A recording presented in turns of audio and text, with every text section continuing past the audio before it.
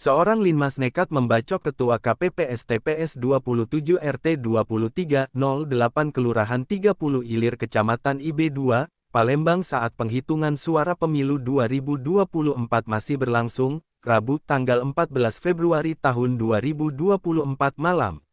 Peristiwa itu dialami OSA 30 Ketua-Ketua KPPS TPS 27 Kelurahan 30 Ilir yang dibacok linmas berinisial RV 34 setelah keduanya terlibat cekcok. Meski sempat dilerai warga setempat, korban yang tidak bisa mengelak lagi, akhirnya terkena bacokan pelaku.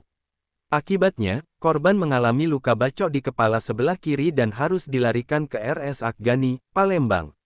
Polisi pun kini masih memburu RV.